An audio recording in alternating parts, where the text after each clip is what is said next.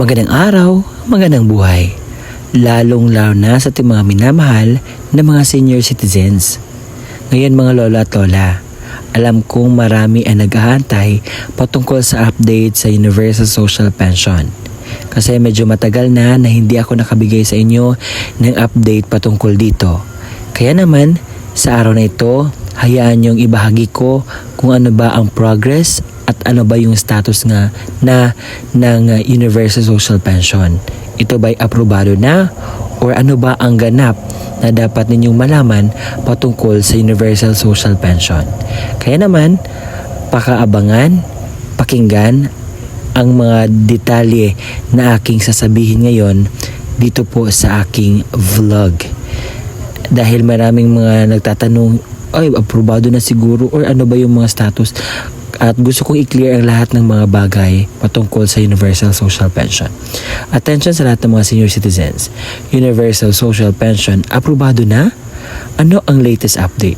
Alamin natin ang buong detalye sa balitang ito. Inaanyayahan kita na tapusin mo ang video na ito hanggang sa dulo nang sa gayon makuha mo ang punto ng video kong ito. At kung ikaw ay hindi pa nakasubscribe sa aking YouTube channel, baka naman mahit mo ang subscribe button. At kung nais mo ang mga ganitong content na informative, ang gagawin mo lang po i-bell notification mo na para maging updated ka sa mga videos na i-upload ko pa dito sa aking YouTube channel. At ngayon, hindi na natin papatagalin na pag-uusapan ang dapat ninyong malaman patungkol sa Universal Social Pension. Bago natin ibibigay ang update, alamin natin muna ang simula o anong ibig sabihin ng Universal Social Pension sa Pilipinas. Ang Universal Social Pension sa Pilipinas ay refer sa proposal na mabigyan po ng monthly pension ang lahat po ng mga senior citizens regardless kung ano yung status nila. Sila ba ay mayaman, mahirap, tumatanggap ng pension o wala. So lahat po ay kasali. This differs from the current system where only indigent senior citizens receive a pension. Kasi as of this moment, yung current po na pension na tinatanggap ng ating mga senior citizens ay pili lang po. So ang makasali ay yung mga indigent lamang.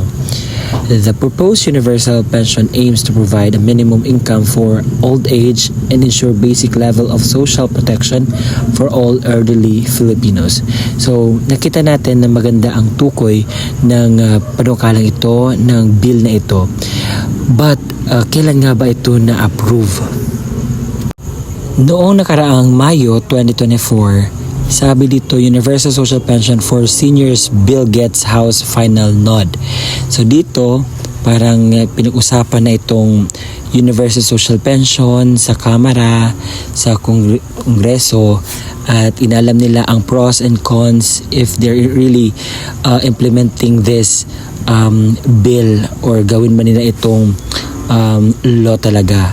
At doon, pinag-usapan at kinunan ng panig ang lahat ng mga nasa Kongreso at alamin kung ano ba yung tama, ano ba yung dapat, ano ba yung gawin para sa mga senior citizens. Dahil po, concerned po kasi nila ang mga senior citizens na dapat makakuha po ng tawag dito, pensyon galing sa ating gobyerno. Kaya naman, pinag-usapan nila ito at kinunan po ng panig ang lahat. Dagdag pa dito, ang House of Representatives inapprove nila ito noong Tuesday noong nakaraang taon.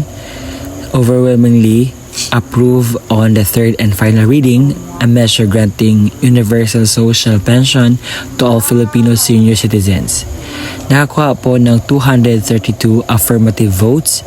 The chamber passed the House Bill 10423, which seeks to expand the current social pension program to include all senior citizens, hindi lamang po yung mga indigents. Inabangan ko talaga ito na kung ano yung progress At noong nakarang August, merong update ako na basa at nakita na ang Universal Social Pension ay approved na siya sa House Appropriations Committee. At may mahigit kumulang 89 billion po ang budget para po sa Universal Social Pension. And napakalaki po ng hope ng ating mga senior citizens na maa-approve talaga ito. Kaya naman, palagi kong inaabangan, palagi kong binabalita kung ano ba yung update kasi napakaraming mga senior citizens ang nagtatanong sa akin kung ano daw yung update. And yun na nga, nagbibigay ako every month ng update. At last January lang, may naganap po na rally. Nagsagawa ng rally ang grupo ng mga senior citizens sa harap ng Senado para ipanawagan ang agarang pagpasa ng Universal Senior Citizens Pension Bill.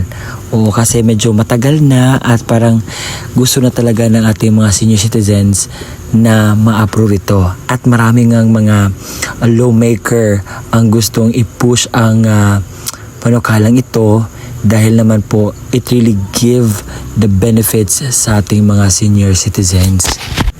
Sa panahon na iyon, ang mga senior citizens ay nananawagan lalong-lalo na kay Senator Amy Marcos at yung mga lawmakers na ipasa na talaga dahil para ito sa mga kapakanan ng ating mga senior citizen. But binigyan po ng response ng senadora na pag-aaralan muna niya ang Universal Social Pension na bill. And medyo tumahimik nga pagkarating sa papunta ng eleksyon at sad to say hindi nga siya naabutan sa kadahilanan po ng eleksyon at aantayin lamang po natin na mag-reopen ang panukalang ito. And I'm very sad to say na hindi pa po siya na-approve at wala pa pong galaw as of this moment. And gusto ko lang po ipaalam na wag po kayong makinig sa mga post or mga vlog ng iba dahil meron ako nakita na ang Universal Social Pension daw ay mag-start na ang payout sa July, which is not true. Hindi pa nga ito na-approve dahil nasa kamay pa po ni Senadora Amy Marcos.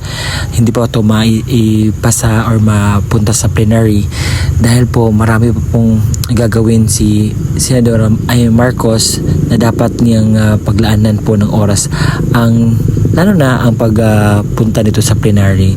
And pumunta po kayo sa legit na mga sources. Huwag po kayong agad na maniwala sa mga sinasabi dahil wala pong katotohanan na aprobado na ito, mapipayout na ito sa July.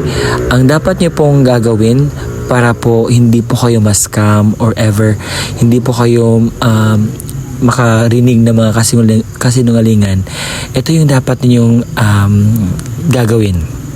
Antayin po ang press release galing sa DSWD or sa NCST, balita sa radyo, balita sa TV at sa mga legit na mga vloggers dahil binibigay po ang mga detalye patungkol sa Universal Social Pension. Alam ko magva-viral yan dahil it will be aired sa buong bansa. Kaya naman antayin po natin ang panukala na talagang meron ng balita sa radyo, sa TV at ibabalita ko din. Hindi ako magdadalawang isip na ibalita kung ano yung update natin sa Universal Social Pension.